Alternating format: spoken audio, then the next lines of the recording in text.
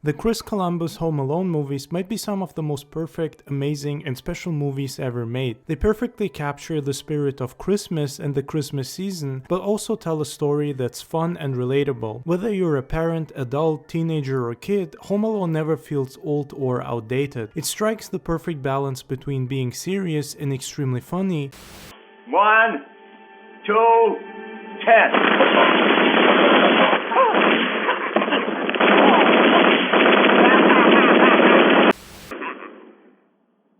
Keep the change, you filthy animal. Without ever losing focus or becoming a parody of itself. You can watch these movies every year, and every year they will be funny and feel fresh. It is very rare for a movie to hit such a perfect balance and become this iconic. The fact that Columbus managed to make the sequel just as good, if not even better, shows what a genius he is. It's also interesting that the first two Harry Potter movies were also directed by him, both of which I consider the best in the Potter franchise and also the warmest in terms of atmosphere, just like in Home Alone.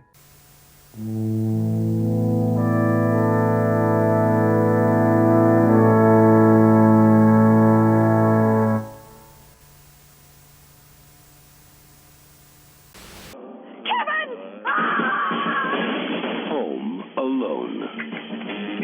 Police in the northern suburbs are on the lookout for a pair of burglars who are calling themselves the Wet Bandits. It's not surprising that so many people watch Home Alone every year during or around Christmas. The movie is hilarious, but also has a very warm atmosphere that makes you feel good the entire time you're watching it. Every scene feels festive, the streets are full of snow, the house is decorated beautifully and magnificently. Inside, everyone is wearing warm sweaters, and the colors are also warm and inviting. Everything here comes together and creates a nostalgic but also timeless feeling, which, in my opinion, is one of the reasons why it works so well.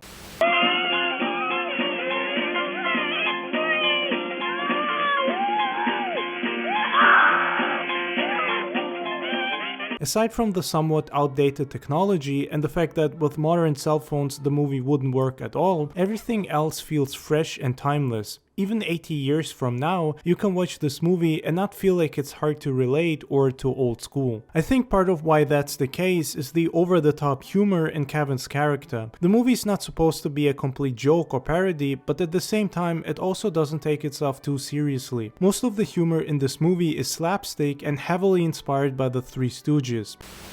Be a good little fella now and open the door.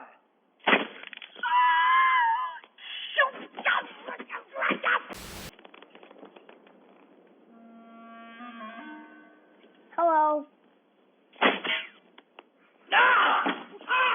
It's humor built on pain, and honestly, even before the Wet Bandits are getting their ass kicked, there's plenty of jokes that are bordering dark humor territory and just hilarious. What kind of mother am I? If it makes you feel any better, I forgot my reading glasses.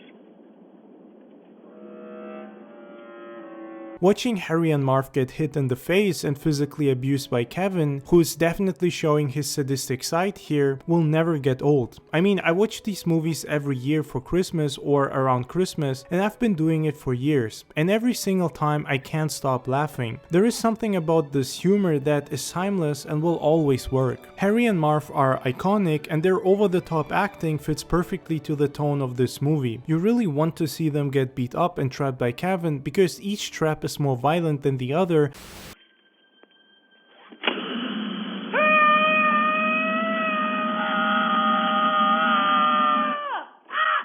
and their reactions to getting abused are hilarious. Marv especially makes half the movie for me because he manages to play a complete lovable idiot so well. Also, let's be honest, Kevin is like the perfect sadistic maniac if you think about it. The traps he built are clearly made to cause as much pain and humiliation as possible. I remember seeing a meme where someone asked who would win in a fight between Kevin and the Predator, and someone asked how much time does Kevin get, which also perfectly sums his character up. Given enough time, he'd absolutely demolish the Predator.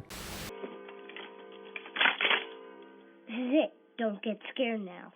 Macaulay Culkin's acting here is great, and I love how layered it is. On one hand, he has all this sadism and ingenuity in him while also knowing how to survive and fend for himself. But on the other hand, many of his actions are very childish and exactly how children would behave. Which is obvious, of course, since he is an 8-year-old child. But a lot of movies featuring children, especially those aimed at children, have the kids act either too mature for their age or even more immature than they are.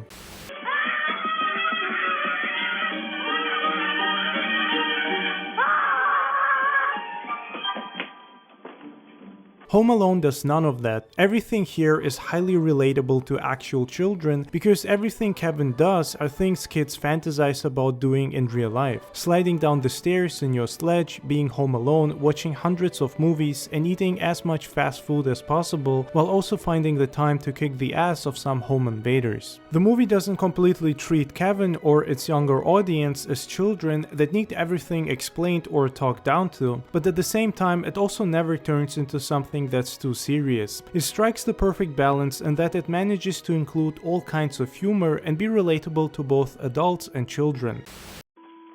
Marv, Harry? why the hell did you take your shoes off? Why the hell you dressed like a chicken? And that's what makes it so timeless and unique and why it works every year. No matter how old you get, you can always relate to the characters and even see yourself in Kevin's shoes. It's also worth mentioning just how amazing the soundtrack is. All of the songs playing are heartwarming and have this cozy feeling that makes you nostalgic but also simply relaxed. John Williams managed to create a soundtrack that harmonizes masterfully with each scene. It stays with you even after finishing this movie, and I feel like at this point I can tell what song plays during which scene even if someone blindfolded me.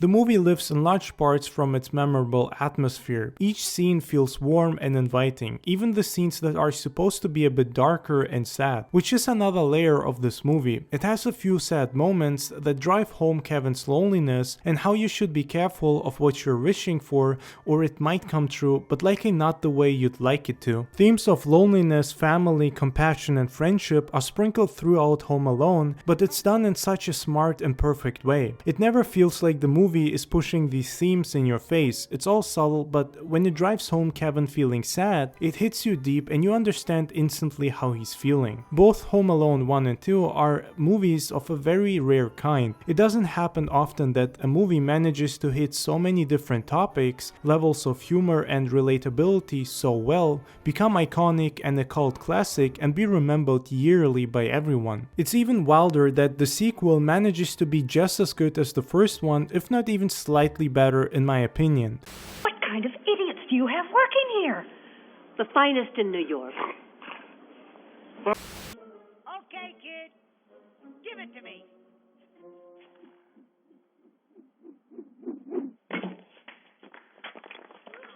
What?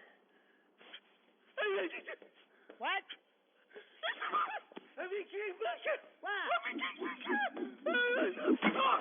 It does seem like Chris Columbus knows how to work with children and how to make movies that are warm, cozy, and simply have a very inviting atmosphere that lets you forget everything going on in the real world. Home Alone is a genuinely heartwarming movie. It exists to make you feel better and also shows the good side of humanity. The character of Gus is a perfect example of a person that is selfless and offers help to people in need, and whenever he's on screen, I feel warmer on the inside. He saw this desperate mother begging for a way to get home to her son, and he offered to help her without expecting anything in return. He's also easily one of the most hilarious characters in this movie, and the fact that John Candy apparently improvised an ad-lib the entire scene at 4 in the morning is insane to me.